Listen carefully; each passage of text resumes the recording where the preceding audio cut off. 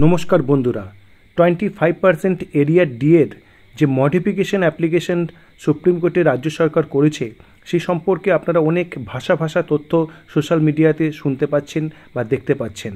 তো এই সংক্রান্ত সম্পূর্ণ মডিফিকেশন প্রেয়ারের কপি আপনাদের সামনে নিয়ে এসেছি এবং এর যে মূল উপপাদ্য বিষয় বা জিস্ট সেটি খুব সহজ সরল ভাষায় আপনাদের সামনে শেয়ার করব। এবং এই যে মডিফিকেশন প্রেয়ার, এই সম্পূর্ণ মডিফিকেশন প্রেয়ার দেখার মাধ্যমে আমরা বেশ কিছু গুরুত্বপূর্ণ প্রশ্নের উত্তর পাব।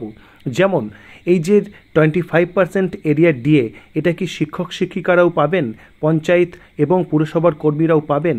এবং 16ই মে 2025 সুপ্রিম কোর্টে অর্ডার বেরোনোর পরে খুব চর্চার বিষয় ছিল ঠিক কোন তারিখ থেকে কোন তারিখ পর্যন্ত, অর্থাৎ পিরিয়ড অফ এরিয়া ডিএ ঠিক কী, তারও কিন্তু স্পষ্ট উত্তর রয়েছে, যেটি স্টেট গভর্নমেন্টের যে মডিফিকেশন প্রেয়ার সেখান থেকে আমরা জানতে পারছি।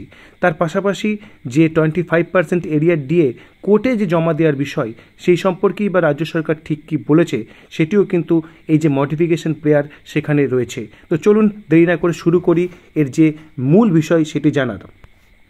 তো এটি দেখতেই পাচ্ছেন যে এখানে মডিফিকেশন প্রেয়ারের কপি আপনারা দেখতে পাচ্ছেন।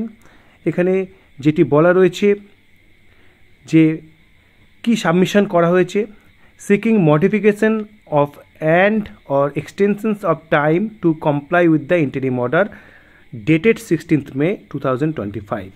এখানে মডিফাই করার কথা বলা হচ্ছে অথবা ডেটের এক্সটেনশনের কথা বলা হচ্ছে।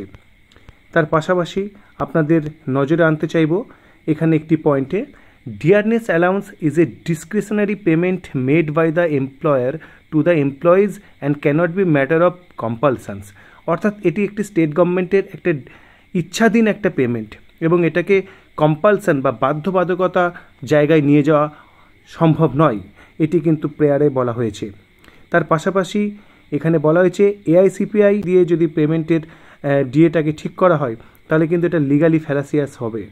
তার পাশাপাশি এখানে বলা হয়েছে recommendations of any pay commissions either at the state level or at the central level can never be binding on the state or central government. অর্থাৎ পে কমিশনে যাই বলুক না কেন সেটি স্টেট বা সেন্ট্রাল গভর্নমেন্টের ক্ষেত্রে বাইন্ডিং বা বাধ্যবাধক হতে পারে না, এটা কিন্তু স্পষ্টভাবে এখানে বলা হয়েছে।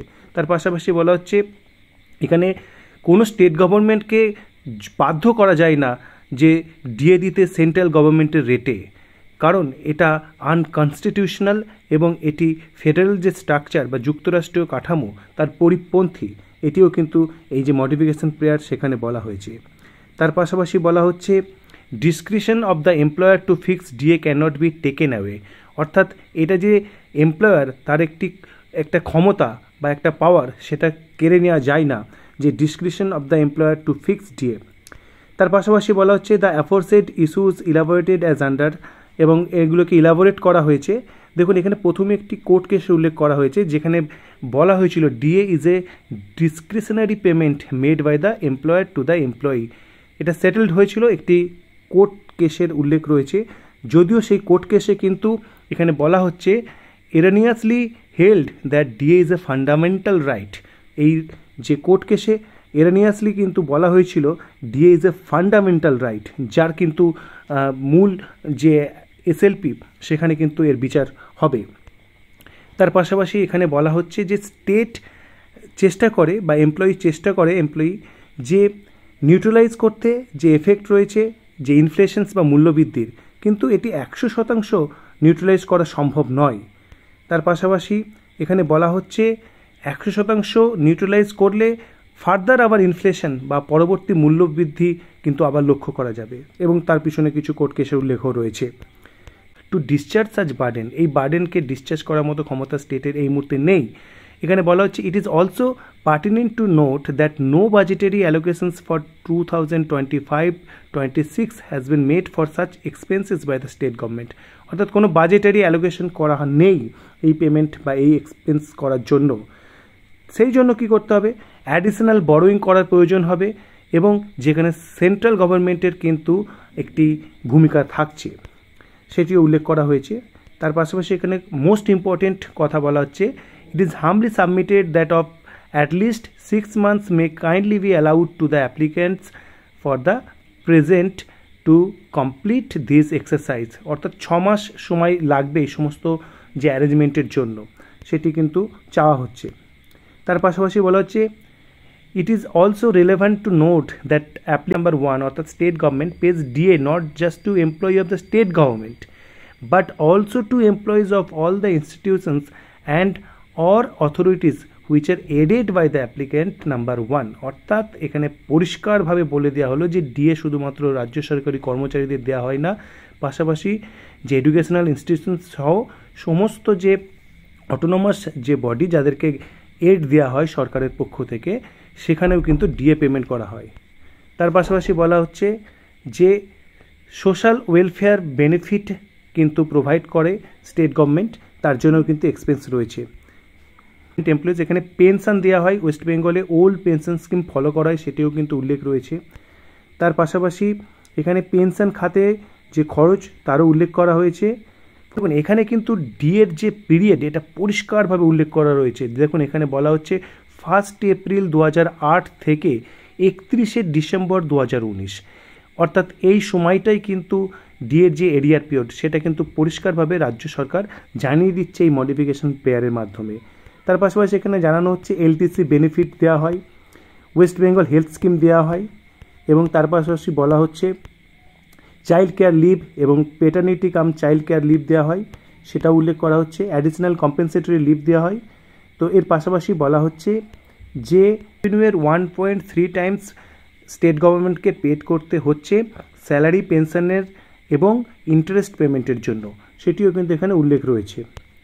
তার পাশাপাশি এখানে বলা হচ্ছে গভর্নমেন্ট অফ ইন্ডিয়ার যে ফান্ড রিলিজ সেটিও কিন্তু কিভাবে কমেছে পরপর বিভিন্ন ইয়ারের কিন্তু এখানে উল্লেখ করা হয়েছে, যেমন 16,000 কোটি টাকা, 10,000 কোটি টাকা, 6,486 কোটি টাকা, এইভাবে কিন্তু উল্লেখ করা রয়েছে। এবং বিভিন্ন স্কিমে যেখানে সেন্ট্রালের ফান্ড রিলিজের প্রয়োজন থাকে সেইগুলোও কিন্তু এখানে উল্লেখ করা হয়েছে।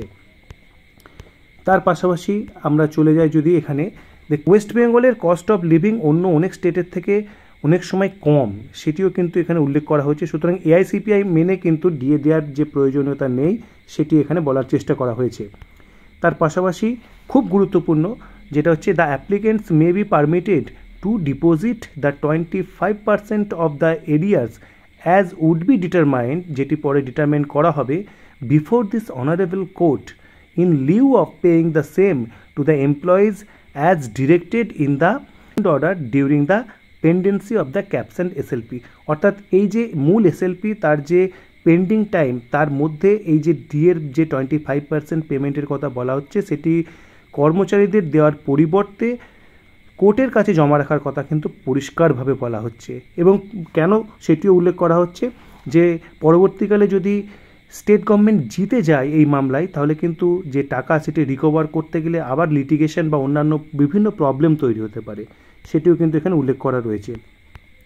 তার পাশাপাশি একদম শেষে মূল যে প্রেয়ার সেটা হচ্ছে যে modify the order dated 16 May 2025 by granting a further period of 6 months to the state of West Bengal to evolve its norms and principles of payment of DA under the ROPA 2009। অর্থাৎ আরও 6 মাস সময় চাওয়া হচ্ছে। তো এই ছিল total যে modification prayer সেটি আপনাদের সঙ্গে শেয়ার করলাম, এবং এ বিষয়ে কিন্তু পরবর্তী আপডেট যখনই সুপ্রিম কোর্টের ওয়েবসাইটে আমরা পাবো আপনাদের সঙ্গে অবশ্যই সেটি শেয়ার করব। তো কেমন লাগলো আজকের ভিডিও কমেন্ট করবেন, এবং ভালো লাগলে চ্যানেলটি শেয়ার এবং সাবস্ক্রাইব করবেন। ধন্যবাদ।